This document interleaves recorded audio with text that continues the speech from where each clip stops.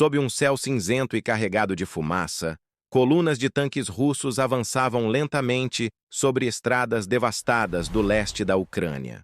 O som metálico das esteiras misturava-se ao eco distante de explosões, enquanto a poeira e o cheiro de óleo queimado formavam uma névoa quase sólida. À primeira vista, aquele avanço parecia irresistível. Dezenas de blindados pesados, artilharia de apoio e veículos de infantaria movendo-se em formação precisa, prontos para esmagar qualquer resistência. O que os comandantes russos não sabiam é que estavam marchando para uma armadilha meticulosamente construída, uma das mais engenhosas da guerra moderna, em que a inteligência e o engano se tornaram armas tão poderosas quanto os mísseis. A estratégia ucraniana começou semanas antes, nas sombras. Satélites e drones de reconhecimento mapearam cada estrada, cada colina e cada ponto cego da rota de avanço russa. As forças ucranianas sabiam que não poderiam vencer em um confronto direto contra colunas blindadas maiores e mais bem equipadas. Então, decidiram transformar o terreno em aliado. Criaram falsos depósitos de combustível, bases improvisadas e até simulacros de artilharia com tubos de ferro pintados, tudo para convencer os russos de que havia uma posição ucraniana prestes a ser abandonada. As tropas fingiram recuar, abandonaram trincheiras e deixaram para trás rastros falsos, veículos ligeiramente danificados, munições espalhadas e até rádios com transmissões encenadas de pânico. A encenação estava pronta para um único objetivo: atrair o inimigo para o local exato onde seria destruído. Quando as forças russas avançaram, acreditando que estavam prestes a capturar uma posição estratégica, caíram direto na zona de morte. O primeiro sinal de que algo estava errado veio quando o tanque de vanguarda explodiu ao pisar em uma mina antitanque. Em segundos, o caos tomou conta da coluna. Os veículos de trás, tentando recuar, colidiram entre si, presos em uma estrada estreita e ladeada por florestas. Foi então que a segunda fase da emboscada começou. Drones ucranianos pequenos e silenciosos apareceram no céu. Alguns transmitiam imagens em tempo real, outros carregavam pequenas granadas modificadas para perfurar o topo dos tanques, o ponto mais vulnerável da blindagem. Cada movimento dos russos era observado, cada tentativa de reorganização imediatamente punida com precisão cirúrgica. Enquanto os blindados se esforçavam para manobrar, equipes ucranianas escondidas em abrigos camuflados começaram a disparar mísseis anticarro Javelin e NLAW, atingindo as laterais dos tanques com impactos devastadores. Os disparos vinham de diferentes direções, criando a ilusão de um inimigo invisível e onipresente. As comunicações russas foram interceptadas e interferidas. Os comandantes gritavam ordens confusas que mal eram compreendidas. Em minutos, o avanço se transformou em um cemitério de ferro retorcido.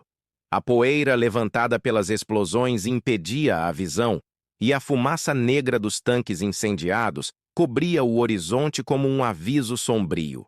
Nenhum blindado conseguiu sair ileso daquela estrada. Os que não foram destruídos ficaram imobilizados, e suas tripulações fugiram a pé, perseguidas por fogo de artilharia leve e drones suicidas. O golpe de mestre da Ucrânia não estava apenas na execução, mas no timing. As forças de Kiev esperaram o momento exato em que o inimigo se encontrava mais confiante, mais profundo dentro do território e mais vulnerável ao isolamento. O ataque foi rápido, sincronizado e brutal. O terreno, escolhido a dedo, impedia manobras laterais e forçava os tanques a avançar em fila única. Cada explosão criava um bloqueio físico que impedia os veículos de trás de recuar.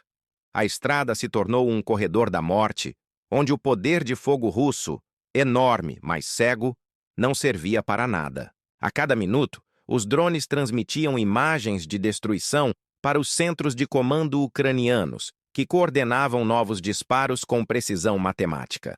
A operação durou menos de 1 hora, mas o impacto psicológico foi profundo e duradouro. Relatórios posteriores indicaram que mais de 20 tanques foram destruídos naquela única emboscada, além de dezenas de veículos blindados e caminhões de suprimento. O número exato nunca foi confirmado oficialmente, mas as imagens de satélite mostraram uma trilha de destruição de quilômetros. Foi uma lição amarga para o exército russo. A era da superioridade cega dos tanques havia acabado. A guerra moderna havia se transformado em um jogo de inteligência, velocidade e ilusão. O exército ucraniano, com recursos limitados, demonstrou que o controle da informação e do terreno vale mais do que qualquer blindagem. Mas talvez o aspecto mais fascinante dessa operação tenha sido o uso magistral da psicologia.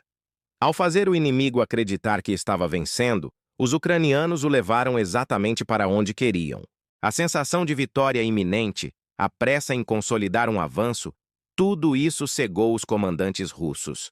Quando perceberam o engano, era tarde demais. A mesma confiança que impulsionava os tanques se tornou sua ruína. O campo de batalha, agora coberto por carcaças fumegantes, era o retrato fiel de uma guerra onde o mais esperto vence o mais forte. Depois da emboscada, os relatos dos sobreviventes russos eram carregados de choque e desorientação. Muitos afirmaram que não sabiam de onde vinham os ataques, que os drones pareciam surgir do nada e que o fogo antitanque vinha de todos os lados. As tropas recuaram em desordem, deixando para trás equipamentos, corpos e documentos. Para os ucranianos, aquela vitória não era apenas militar, mas simbólica. Mostrava ao mundo que, mesmo diante de um inimigo mais numeroso, a astúcia, a inteligência e o domínio da tecnologia podiam virar o jogo. A guerra, naquele trecho esquecido do mapa, deixava de ser apenas uma disputa territorial. Tornava-se uma aula de estratégia, onde o conhecimento do terreno, a paciência e o engano definiram o destino de centenas de homens e máquinas. Com o passar dos dias, os destroços foram removidos, mas o local permaneceu marcado como um monumento silencioso à guerra de nova geração. Uma guerra onde o inimigo é enganado, filmado e aniquilado antes mesmo de compreender que caiu em uma armadilha. A Ucrânia, com essa operação, não apenas atrasou o avanço russo, mas mostrou ao mundo inteiro como se combate um gigante. Não com força bruta, mas com mente afiada, olhos no céu e coragem no solo. Foi o dia em que tanques de aço foram derrotados por drones de plástico e por soldados que transformaram o próprio medo em estratégia. Foi o dia em que a guerra mudou para sempre.